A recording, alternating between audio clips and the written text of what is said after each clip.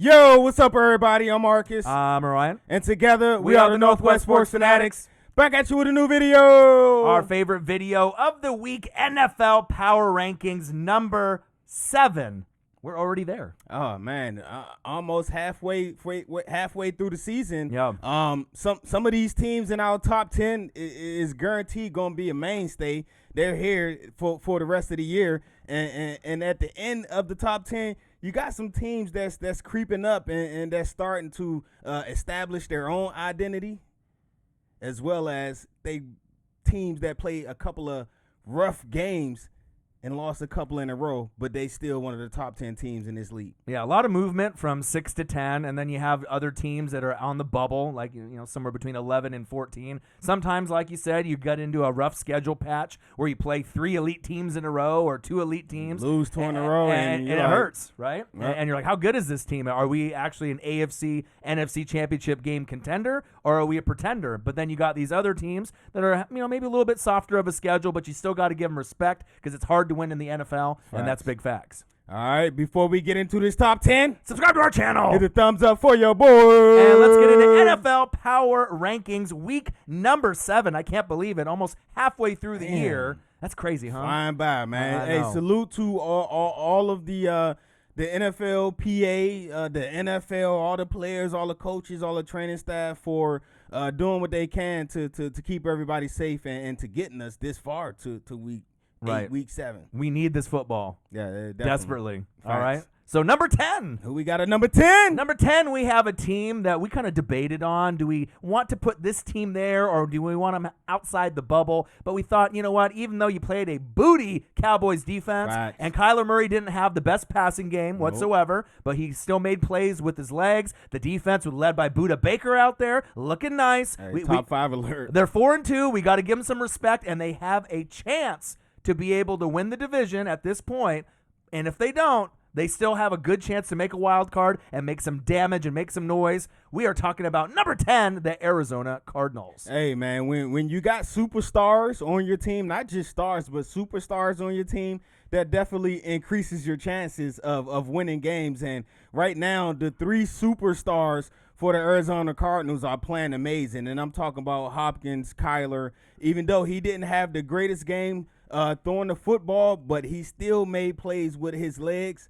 And also, like you mentioned, that guy Budda Baker, man, he's earning that check that they cashed him out this offseason. Right. Chandler Jones out for the year. We haven't seen Isaiah Simmons. He's kind of on the milk carton at the moment, but maybe he'll be able to get his game going. But on the offense, we saw Christian Kirk ball out, about time. So even though Hopkins didn't get his game in, we're still looking through, Edmonds, to see what he can do, and, Kenyon Drake. They haven't really looked great so far, but they're 4-2, so you got to give them credit. I mean, anyone really is rolling on the Cowboys at this point, but still, I love Kyler Murray. I got him on fantasy. Cool. He's been helping me win. So at this point, the Cardinals look good, but I want to see more, and I need to be able to see them play these other teams in the NFC West, the Rams, the Seahawks. That's what we went on. The Niners. I need to be able to see you step up man for man, team for team, and then we can really get a better gauge. But for now, number 10. They got one division win already this year, and salute to Mr. Vance Joseph. Mm-hmm. He got that defense playing pretty good, and don't sleep on that defense, man. Patrick Peterson, I mean, he ain't the same Pete as back in the days, but he's still pretty solid. And on the other side, they got Mr. Kirkpatrick from the Bengals, and he's having a solid year as well. Right, and there might be a 1 year early. You know what I mean? Facts, a lot of people facts. thought that this team would be better next year. Yep. So you got to think the O-line is not really that good. The defense isn't where it needs to be, but you're 4-2. So sometimes teams come a little early, 1 year early, like the Cardinals, and I hope they have success. I'd love to see them in the dance. All right, who's that? Number 10 team? The Arizona Cardinals. Who we got at number 9? Number 9 is probably the biggest disappointment on our list, besides a couple teams that dropped out of our top 10. You had 2 rough games against the Titans and the Chiefs. I thought you were a top 3 team, going into those 2 games. You lost both of those games.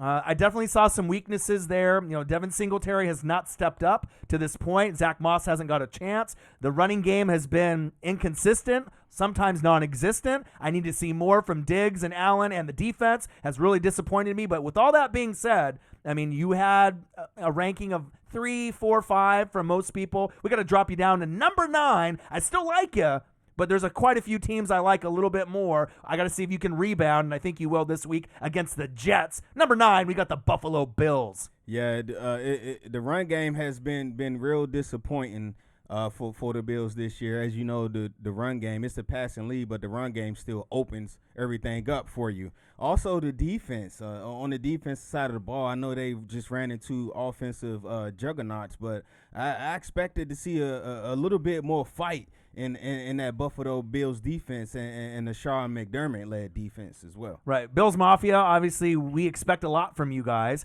And in fantasy football, Bills defense normally is top 5. You're sitting like at 20, 21, 22, 23rd rank. That's not the Buffalo Bills I know, nope. Right? And I know that you guys have got a lot of injuries, and obviously with Tre'Davious White not being 100% and having some injuries up front, it definitely has made a difference. But we expect more from you, Buffalo, and you got to make some kind of deal, I think, at the trade deadline for a running back. I know Le'Veon Bell would have been perfect for Buffalo. I mean, I don't know what Le'Veon Bell you're going to get for the Chiefs, but that's the one big weakness that I can see besides the defense. Right. You need someone that can pound that rock to compete with the Chiefs, the Ravens, the Titans, the Steelers, because if you don't get one, I'm not sure you guys are going to have a chance to get to the AFC Championship game. You can still win the AFC East and knock off the Patriots, but guess what? Tua's coming, and the Miami Dolphins, that could be a sleeper team that challenges you, but for now, we got to leave you at number 9, the Buffalo Bills. All right, who we got at number 8? Number 8 is a team that doesn't get a whole lot of respect, and I'll be very honest. Going into the season, I thought they would be a bottom 5, bottom 10 team. I didn't really have a lot of belief in Mitchell Trubisky, but guess what? Mitchell Trubisky is not leading this team. He's out of there. He's out of there. We're talking about slick Nick Foles,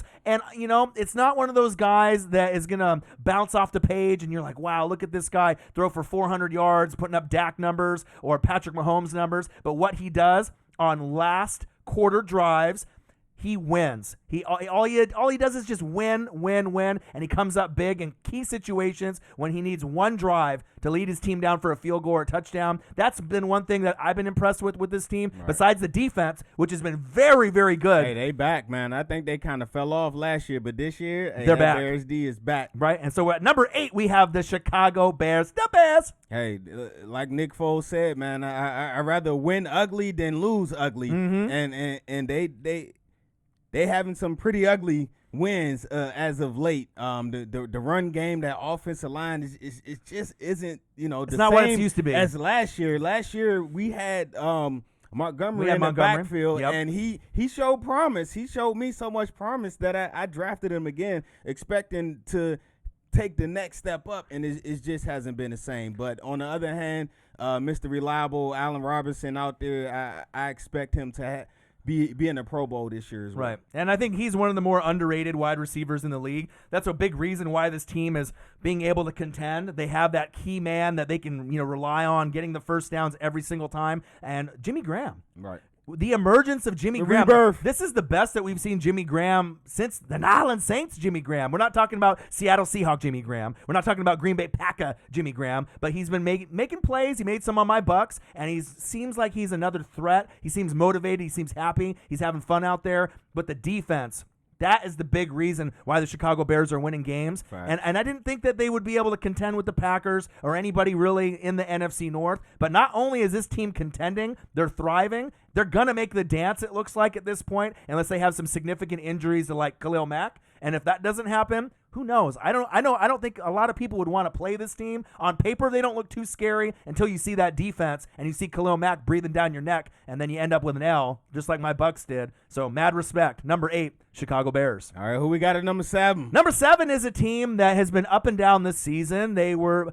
probably a top 2 team in most people's preseason polls. I still am not satisfied with what I'm seeing with Lamar Action Jackson. He's not playing in MVP form, but maybe as we get into the back end of the schedule, he can start showing out like he did the year before. At number 7, we got the Baltimore Ravens. Hey, yeah, this offensively, they're just not the same. Defensively, man, how for what, like the last 30, 40, I think they've only been around about 20 years, right? The last 20 years, dude, this Ravens always have one of the top 5 defenses in the NFL every year. Right. But sooner or later, you got to watch out for Lamar Jackson. He's the reigning MVP. I think he'll start to get settled in, and that offense is going to catch up to how well the defense has been playing so far. Right. So in fantasy football, they're ranked, number 2. So I got them. So I see them getting points, but the offense isn't matching really the production on the defense, and no one is intimidated by them. Who gets the ball? Is it J.K. Dobbins? Is it Mark Ingram? Hollywood Brown? The only consistent piece we talk about pretty much every single week is Mark Andrews.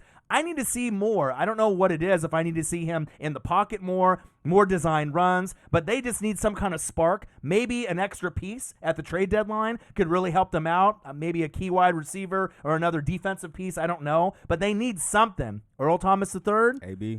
AB? Someone fly like a butterfly, sting like AB. They need something, but if Hollywood Brown and AB played together, that could be the spark that gets them going, even though Seattle is rumored to get them. But we'll see where they end up. Number 7, the Baltimore Ravens. All right, who we got at number 6? Number 6 was the number 1 rated team in our last week. Mr. Discount Double Check himself did the Key and Peele 3 pumps, and guess what? My Bucks said, fuck that. We ended up dominating him in the defense. Looked great, but guess what? Mad respect to the Green Bay Packers. I still think that they are the best team in the NFC, even with that loss with 38-10 on my Buccaneers, beating on Aaron Rodgers. I think that they'll be able to rebound. They're very well-rounded. I just think that Todd Bowles had a good game plan for that game. Number 6, the Green Bay Packers. Hey, man, everything went awry that game, man. They definitely didn't look like one of the top teams in the NFL, and that Bucs defense would do it to some teams, man. I think we forget how great of a defensive mind that Mr. Todd Bowles was. I know Todd Bowles. Yeah, me too. He won a Super Bowl ring with my Skins, man, back in the day. But I think we forget and we get caught up with all of the Tom Brady hype and the Gronk coming back and all of these weapons on the offensive side of the ball, which is great.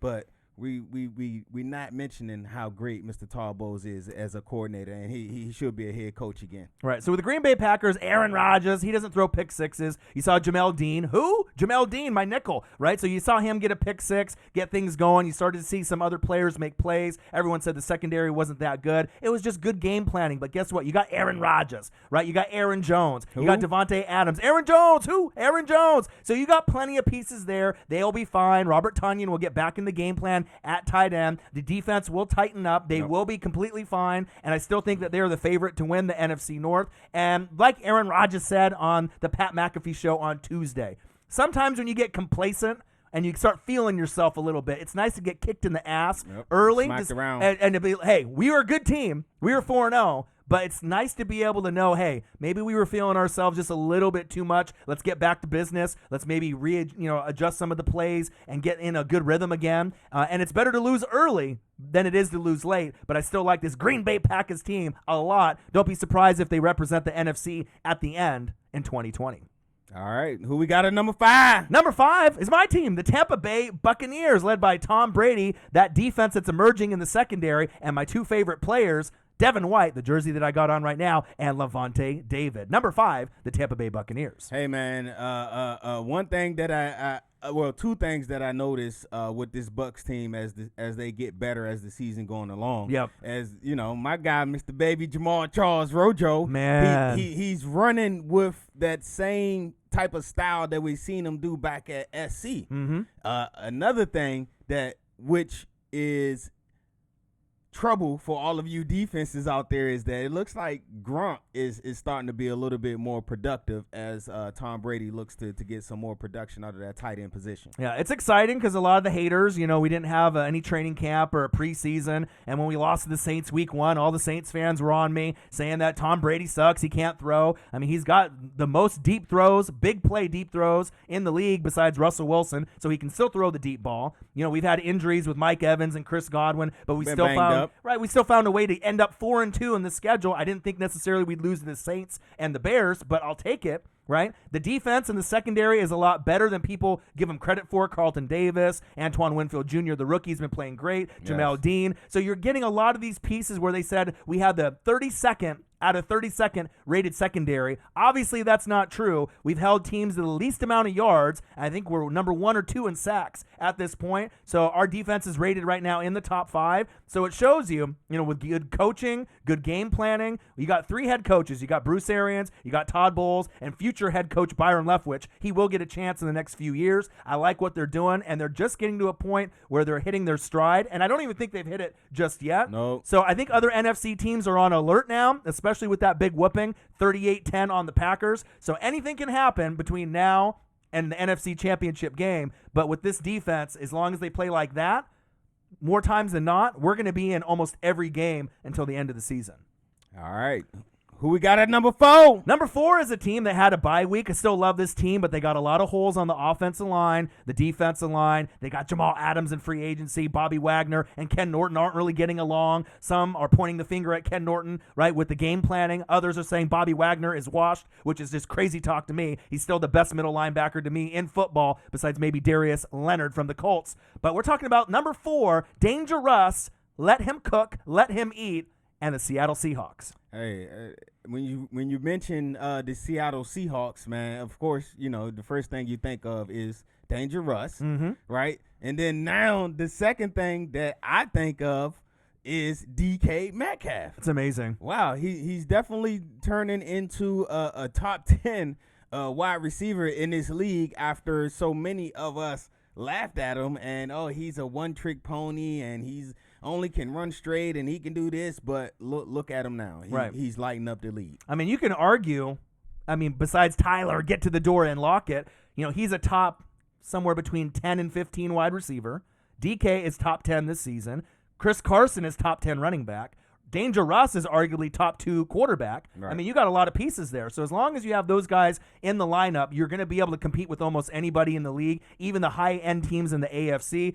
But we need to see some pass rush. I need to see some adjustments. And hopefully they can pick someone up in the trade deadline. And the rumor is Antonio Brown, fly like a butterfly, sting like AB. If they add Antonio Brown, DK Metcalf, and Tyler to get to the door and lock it with Chris Carson with Danger Russ, they might not be able to stop anybody. That's what I was about to say. But they'll be able to score a hell of a lot of points, and that might be able to help you get pretty far in this league in the NFC. Fix that D, man. They historically bad. I think they giving up like 470 yards a game. Right. Ill. Yeah, not good. All right.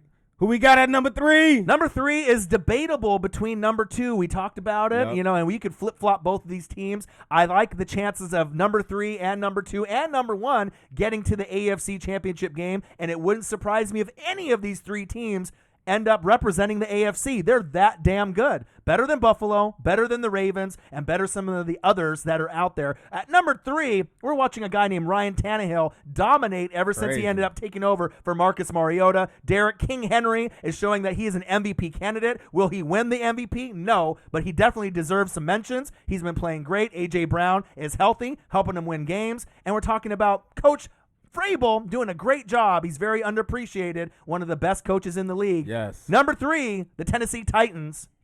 Mark Vrabel, Ryan Tannehill, King Henry, at number 3. I didn't really start to grasp how great of a coach that Vrabel was becoming until that playoff game last year, and he pulled the swoozy one on old Bill Belichick with the time management. Right. And he just did it again in his last game. That just goes to show you that you got a coach that's up here, you're willing to ride and die for him because he's always going to get you in the right spot at the right times, and his attention to detail is always on point. Right, and a lot of teams lose within the last 3 minutes of the game. Facts.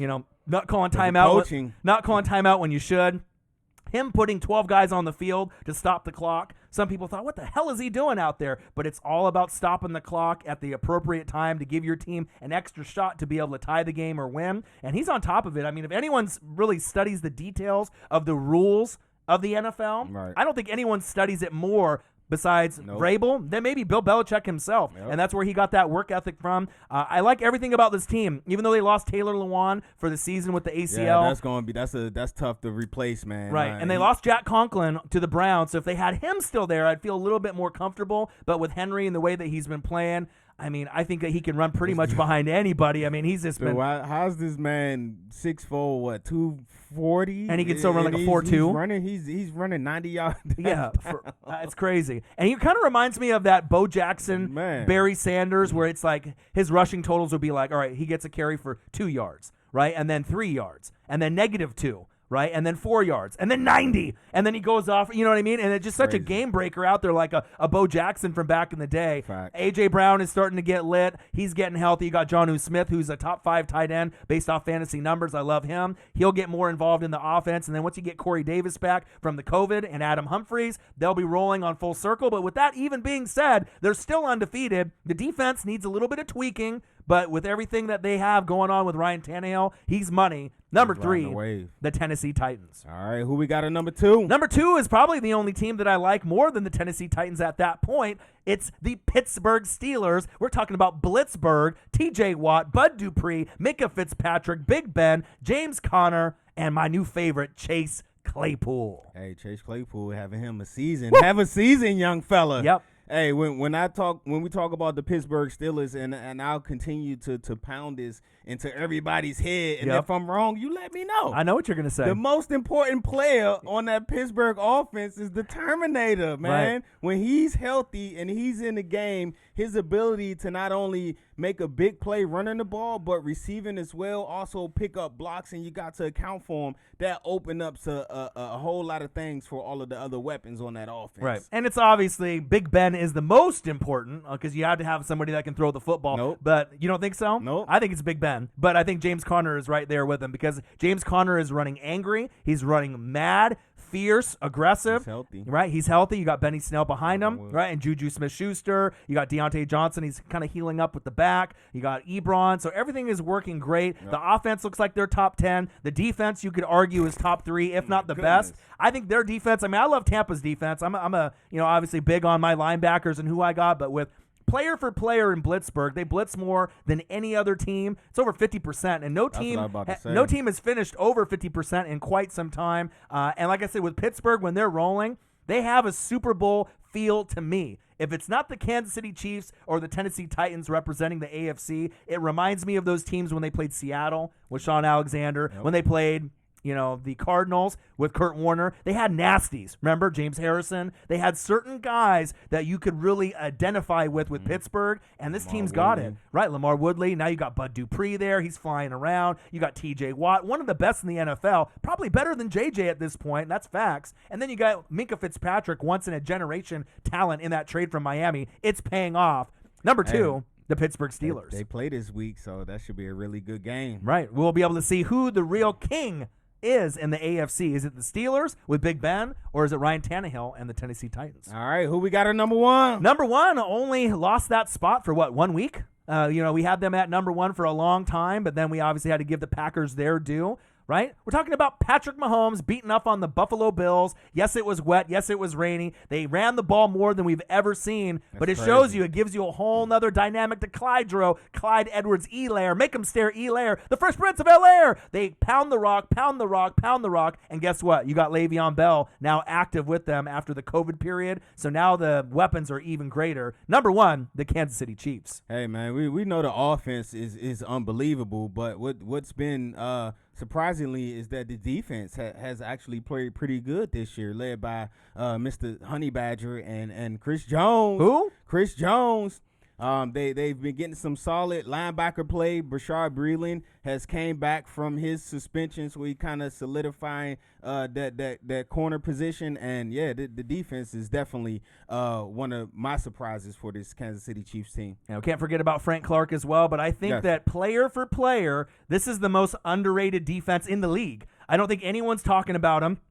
Everyone's going to talk about Mahomes and Clyde Edwards-Helaire, Le'Veon Bell, McCole Hardman, Sammy Shaboing Watkins, Travis Kelce, the Cheetah, Tyreek the Freak Hill. We get it. And you got a great O-line there as well. But that defense, very underrated. And when they made that coaching change on defense, it's really made a huge difference. And it shows me the energy and the passion that they have. They don't want to just be Patrick Mahomes' cousin, this cousin over here on the right. They want to be on that same level as the offense is, right. and they take a lot of pride in that. And with guys like Honey Badger, Frank Clark, Chris Jones, holding those other guys accountable, you've seen them make big plays. I still think this is the best team in the league, and I would be shocked if they don't make the Super Bowl. And if they don't, it's going to be probably the Chiefs beating the Chiefs, kind of like when the Warriors had Steph Curry and Clay and KD. It's like they were so talented and so good. There's not really any team that's going to beat them. It's more that they beat themselves, maybe with injuries. I hope that doesn't happen. But number one, by far to me, is the Kansas City Chiefs. All right, there you guys have it. Make sure you guys subscribe to the channel. Hit the thumbs up for your boy. And we'll be back at you shortly with another video. I'm Marcus. This is my guy, Ryan. Only got one question for you. Who you know talk sports like us? The Northwest Sports Fanatics. I see you. Gang. Gang.